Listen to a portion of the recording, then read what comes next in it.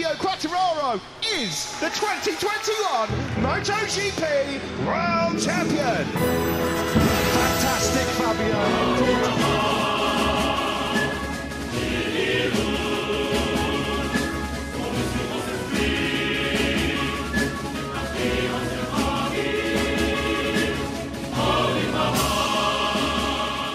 Fabio Quartararo est le champion du monde MotoGP 2021. Quel bonheur de pouvoir commencer une vidéo par cette phrase. C'est tout simplement incroyable. Depuis son arrivée en MotoGP, on l'a suivi sur cette chaîne, on a parlé de lui, de ses exploits, de ses moments difficiles et de son possible couronnement un jour. Eh bien c'est fait, en ce 24 octobre 2021, Fabio Quartararo est devenu champion du monde MotoGP. Alors tout simplement Fabio, si tu passes par ici un jour, déjà bravo et puis surtout merci. Bon, même si j'ai envie de vous parler de Fabio durant toute la vidéo, on est quand même sur une vidéo récap et il s'est passé des choses dans les trois catégories, des choses très intéressantes et justement on va parler de tout ça. Car en plus d'un championnat qui se joue en MotoGP, il y en avait un aussi qui se jouait en Moto2 et en Moto3. Et puis en plus on a eu pas mal de rebondissements, bref. On va voir tout ça ensemble. Bonjour à tous et à toutes, c'est Kenpi, j'espère que vous allez bien et bienvenue dans ce nouvel épisode, ce nouveau récap MotoGP. Oh, un récap qui fait tellement plaisir. Un récap qui a une odeur particulière, une odeur de champion du monde et une odeur française. On aime ce genre d'odeur ici. À 3 courses de la fin, le spectacle n'était toujours pas fini pour les 3 catégories. Que ce soit en MotoGP entre Bagnaia et Quartararo qui disputaient le titre, en Moto2 avec Raúl Fernandez et Rémi Gardner, ou encore en Moto3 avec Denis Foggia et Pedro Acosta, il y a du suspense à tous les étages. Et comme toujours, si vous aimez ce genre de récap et surtout si vous êtes heureux de voir notre Fabio Quartararo champion du monde en MotoGP, explosez-moi cette barre de like et dites-moi en commentaire à quel point vous êtes heureux de voir ça. Bref, likez cette vidéo, abonnez-vous et nous, on commence le débrief par la Moto3. Tout comme notre français en catégorie reine, Pedro Acosta avait lui aussi la possibilité d'être titré sur cette course. Première balle de match pour lui. Mais pour ça, il aurait fallu qu'il gagne la course et que son adversaire Denis Foggia ne soit pas dans les 11 premiers. Scénario pas forcément simple quand on sait le talent de Denis Foggia en course. Pas forcément simple, mais pas impossible. On est en Moto3. Au départ de cette course, c'est l'Italien Nicola Antonelli qui arrivera à prendre les commandes de celle-ci, lui qui est si à l'aise sur ces terres. Mais personne ne voulait laisser s'échapper le pilote Avintia aujourd'hui, surtout pas un pilote qu'on n'entend pas spécialement parler d'habitude, mais qui était impressionnant ce week-end, Stefano Neppa. Et derrière eux non plus, ça ne voulait pas en rester là. Entre Izan Guevara et Jaume Masia, c'était la soif de la victoire. Nicola Antonelli arrive donc à rester en tête plus ou moins tout le long de la course jusqu'à ce qu'il commette une petite erreur qui lui fera perdre plusieurs positions. 3 pilotes le passeront alors, Stefano Neppa, Darin Binder et Pedro Acosta, qui prendra d'ailleurs la tête des opérations à ce moment-là. L'avantage lui revenait donc, tandis que derrière, Denis Foggia était un petit peu plus en difficulté à la 14e position, mais lui aussi commencerait une remontée en doublant les pilotes petit à petit. Un groupe de 11 fous furieux s'est alors formé pour la victoire devant. Groupe qui se réduira d'ailleurs suite à la chute de 2 pilotes, d'abord Andrea Mignot, mais aussi Izan Guevara, malheureusement, lui qui avait remporté son premier Grand Prix aux USA. Denis Foggia passera alors la seconde et arrivera à recoller le groupe, et mieux encore, il doublera tout le monde pour aller se placer en tête de cette course. Oui, tout le monde, même Pedro Acosta. Il creusera même un écart sur les autres et seul Jaume Masia arrivera à le suivre. Impossible pour Acosta de suivre le rythme, par contre, il devra lutter pour la 3e place. Et dans le dernier tour, on aurait pu croire que Masia allait tenter quelque chose, lui qui avait réussi à suivre tout le long Denis Foggia. Seulement, c'était sans compter la réaction de Denis Foggia et de sa puissante Léopard, qui creuseront encore un écart supplémentaire, se mettant à l'abri de toute attaque. Derrière eux, dans le dernier tour, une lutte pour le podium se joue alors entre Darin Binder, Stefano Neppa et Pedro Acosta, et devinez qui arrive encore une fois à bien s'en tirer. Pedro Acosta, bien entendu. Et tant mieux pour le pilote Red Bull parce qu'il va limiter la casse au championnat, puisqu'à la fin de cette course, c'est tout simplement Denis Foggia qui vient s'imposer une nouvelle fois en maître incontesté en Moto3. Derrière lui, on retrouve Jaume Masia qui doit être heureux de retrouver un petit peu les points et le podium, et surtout la 3e place de Pedro Acosta. Un petit mot sur Lorenzo Felon qui termine 19e alors qu'il avait pourtant fait un très bon début de week-end. Côté championnat, Denis Foggia repart avec 9 points supplémentaires sur Pedro Acosta. On passe de 30 points à 21, ce qui veut dire qu'il n'a plus de joker, notre Pedro Acosta. Nouvelle balle de match au prochain GP. Après cette course Moto3, nous nous attendions peut-être à une course Moto2 un petit peu calme comme d'habitude. Eh bien non, on a eu une course Moto2 relativement folle. Là aussi, un championnat se joue entre 2 pilotes, les 2 coéquipiers de chez Red Bull, d'un côté Raúl Fernandez, de l'autre côté Rémi Gardner. Et je peux vous dire que la tension était à son comble. En pole position, l'anglais Sam Lowe se fera un excellent départ,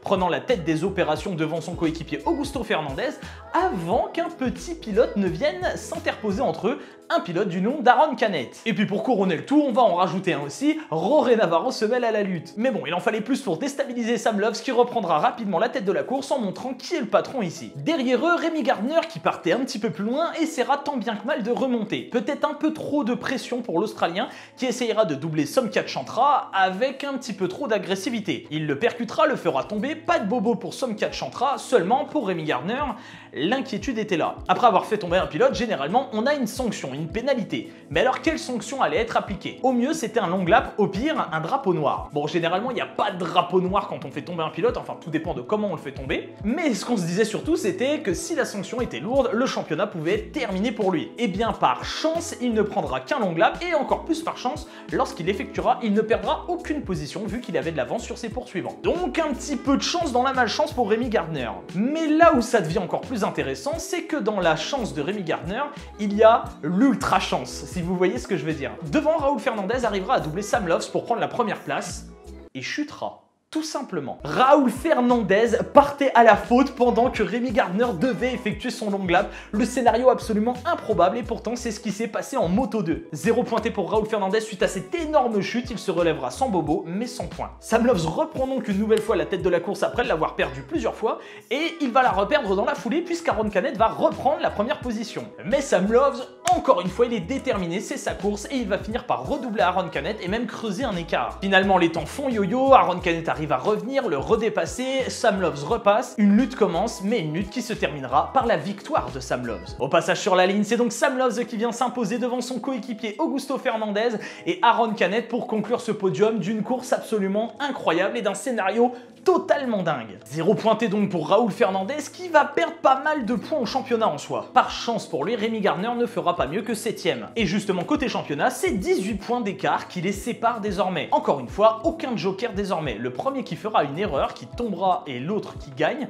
c'est terminé. Et donc vous savez ce que ça veut dire, nouvelle balle de match à Portimao. Ah, vous l'attendiez ce moment dans la vidéo, je sais que vous l'attendiez ce moment dans la vidéo. Et ça y est, on va en parler. Bon, je sais que beaucoup d'entre vous auraient aimé que je fasse une vidéo spécialement sur ça, en parlant uniquement de Fabio et parler uniquement de son championnat. Mais je fais des récaps, j'en ai fait tout le long de l'année, sauf pour le Grand Prix du Mugello et vous savez pourquoi. Donc je voulais aussi en faire un aujourd'hui. Malgré tout, je tiens quand même à faire un aparté sur Fabio Quartararo, qui nous a vraiment fait vibrer du tout au long. C'est absolument incroyable ce qu'il a fait et c'est vraiment une fierté de voir ça. Une fierté de voir qu'un Français a été champion du monde en MotoGP et en plus, fierté personnelle, je l'ai interviewé. J'ai interviewé un champion du monde MotoGP et ça c'est complètement dingue. Mais ce que Fabio nous a offert là, c'est encore plus dingue. La catégorie MotoGP, c'est l'élite du sport moto. La plus belle, la plus haute, la plus prestigieuse, la plus forte. Et cette année, celui qui a remporté le titre de champion du monde de cette catégorie, c'est un Français du nom de Fabio Quartararo. Et on va en parler tout de suite dans ce récap de la MotoGP. Le duel insoutenable entre Fabio Quartararo et Francesco Bagnaia a commencé dès le début du week-end et plus particulièrement le samedi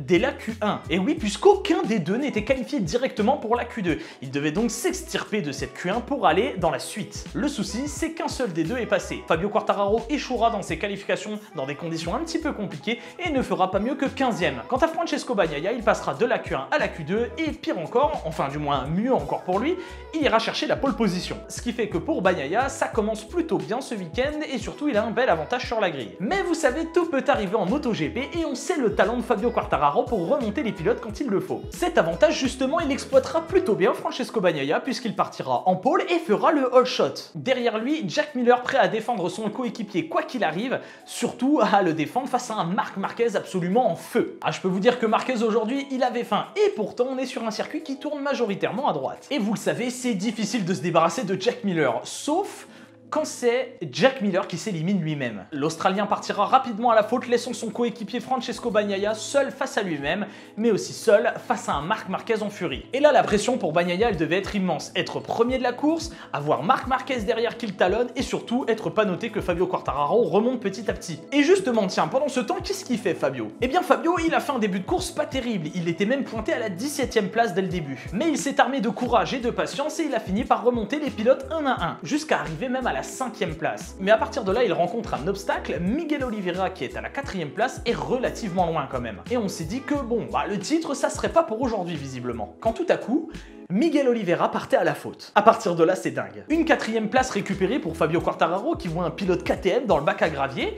Et un petit peu plus loin, quelques virages plus loin, il voit un autre pilote dans le bac à gravier. Un pilote vêtu de rouge. Et des pilotes vêtus de rouge, il n'y en avait pas beaucoup en piste. Il y avait Michael Epiro qui était loin derrière Quartararo, mais devant lui, il n'y en avait qu'un seul. Francesco Bagnaia. Francesco Bagnaia est parti à la faute, trop de pression pour l'Italien, il est tombé et il laissait le champ libre à Fabio pour aller chercher ce titre de champion du monde. Le scénario absolument improbable, digne de celui de la Moto 2, mais encore plus fou parce que le titre se décidait maintenant. Scénario miracle pour Fabio Quartararo, catastrophique pour Bagnaia et Ducati qui voient leurs rêves s'envoler. Marquez reprenait donc naturellement la tête de la course devant son coéquipier Pol Espargaro et donc en troisième place, si les deux pilotes ont chuté devant lui, Fabio Quartararo. Mais au dernier tour, un avion de chasse, un alien si je puis dire, arrive de nulle part, un certain Enea Bastianini. Enea Bastianini remontera très rapidement, arrivera sur Fabio et ne lui laissera aucun répit, le doublera et prendra donc cette troisième position. Et à l'issue de cette course, suite à une course absolument incroyable, même si on était plutôt focalisé sur Fabio Quartararo, c'est bel et bien Marc Marquez qui vient s'imposer une troisième fois cette saison et sur un circuit qui tourne à droite, devant l'impressionnant Pol Espargaro, très solide sur cette course, et puis l'alien comme d'habitude, Enea Bastianini, qui sort donc ses ou et qui fait une troisième place. Fabio Quartararo termine donc quatrième et est sacré champion du monde MotoGP 2021 et juste derrière lui, qui fait plaisir, Johann Zarco qui reprend un petit peu du poil de la bête. Mention spéciale aussi à Valentino Rossi qui termine 10e de cette course pour la dernière en Italie, une séquence remplie d'émotions, de très belles images. Merci Valé. Fabio Quartararo, en étant titré, devient donc le premier champion du monde français dans la catégorie MotoGP, mais aussi le premier champion du monde Yamaha depuis Jorge Lorenzo en 2015. Côté championnat, on en parle très rapidement, mais la première place, elle est terminée. Par contre, pour la deuxième, eh bien, c'est pas fini. Il y a 27 points qui séparent Francesco Bagnaia de son poursuivant direct, Joan Mir. Il reste 2 cours. Techniquement, c'est pas fini pour Francesco Bagnaia, cette deuxième place. Voilà, mesdames et messieurs, c'est terminé. Je sais pas quoi vous dire d'autre. L'émotion monte en faisant cette vidéo. Je suis tellement heureux de voir ça et vous devez l'être aussi, qu'on soit fan de Fabio Quartararo ou non d'ailleurs. Pour ma part, je suis très fan de Fabio, je le suis depuis très longtemps et c'est un plaisir de le voir comme ça. Je suis aussi fan de plein d'autres pilotes, mais vraiment c'est quelqu'un qui a bossé, qui a mérité, qui a souvent été critiqué et pourtant il est toujours là et il est champion du monde. Un immense bravo à notre champion, c'est absolument incroyable. Mais la saison n'est pas finie, il reste encore 2 courses, il y a encore de belles choses à voir, mais nous, on sait qu'on a déjà notre Saint Graal, un champion du monde français, Fabio Quartararo. Merci d'avoir suivi cette vidéo, j'espère qu'elle vous a plu. Si c'est le cas, je vous invite à la liker, la commenter, la partager. N'oubliez pas de vous abonner, de cliquer sur la petite cloche si ce n'est pas déjà fait. Quant à moi, je vous laisse, je vous donne rendez-vous très bientôt pour une prochaine vidéo. D'ici là, portez-vous bien, prenez soin de vous, vive Fabio et bé à tous. Inside.